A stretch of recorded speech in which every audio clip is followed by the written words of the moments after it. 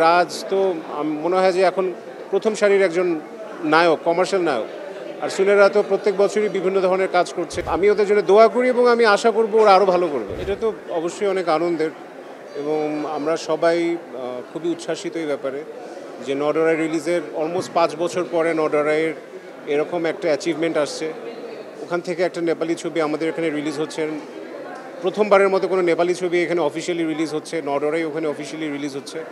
এটা নডরের নির্মাতা হিসেবে এবং আইএম যে নডরের প্রত্যেকটা টিম মেম্বার মানে প্রডিউসার থেকে শুরু করে আমি পর্যন্ত প্রত্যেকটা ইউনিটের লোকজনের জন্য এটা আনন্দের এবং এটা আমাদের জন্য খুব ভালো একটা উদ্যোগ।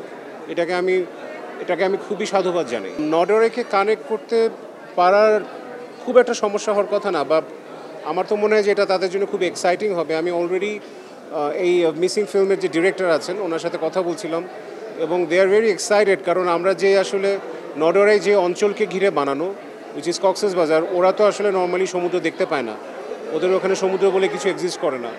সো ক্যানভাসটাই আসলে আমার মনে হয় ওদের জন্য অনেক বেশি ইন্টারেস্টিং হবে। They will get to see something for the very first time. এবং নডরাই তো আমি খুব বড় আঙ্গিকে বড় লেন্সিংয়ে শ্যুট করেছি এবং অ্যাবভ অল আসলে নডরের যে মেইন প্লট সেটা হচ্ছে একটা মেয়ের গল্প, তার মুক্তির গল্প, তার স্বপ্ন জিতে নেওয়ার গল্প। এটা আসলে ওদেরকে অন্যভাবে নাড়া দেবে এবং এটা নিয়ে কথা হচ্ছিল এবং তারা খুব এক্সাইটেড এটা নিয়ে। এটা তো পুরাটা আসলে আমাদের হাতে নেই, মানে আমাদের নির্মাতাদের হাতে নেই। এটা হচ্ছে আমাদের অ্যাডমিনিস্ট্রেশনাল ইস্যু বা আমাদের মন্ত্রণালয়ের ইস্যু। তো সেদিক থেকে আমি আশা করব যে এই জায়গাগুলোতে আরও বেশি স্বচ্ছতা আসবে এবং ভালো ছবি, গ্লোবালাইজেশন হবে, বাংলাদেশি ছবির আরও পৃথিবীর বিভিন্ন জায়গায় পৌঁছে যাবে এবং সেই পৃষ্ঠপোষকতায় মন্ত্রণালয় থেকে আমরা পাবো। আমি সেটাই আশা করছি এবং আমার মনে হয় এটা হয়ে যাবে ইনশাল্লাহ। এটা তো ডেফিনেটলি, মানে এখানে আমার একার ক্রেডিবিলিটি নেওয়ার কিছু নাই।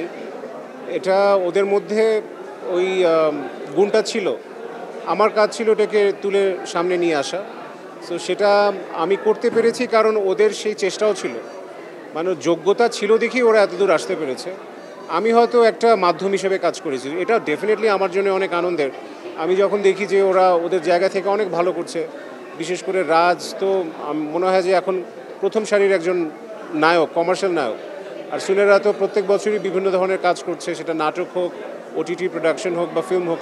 এই বছরও 2টা ফিল্ম অলরেডি রিলিজ হয়ে গেছে এবং 2টাই ভালো করেছে। এটা আমার জন্য অনেক আনন্দের এবং আমি ওদের জন্য দোয়া করি এবং আমি আশা করব ওরা আরও ভালো করবে।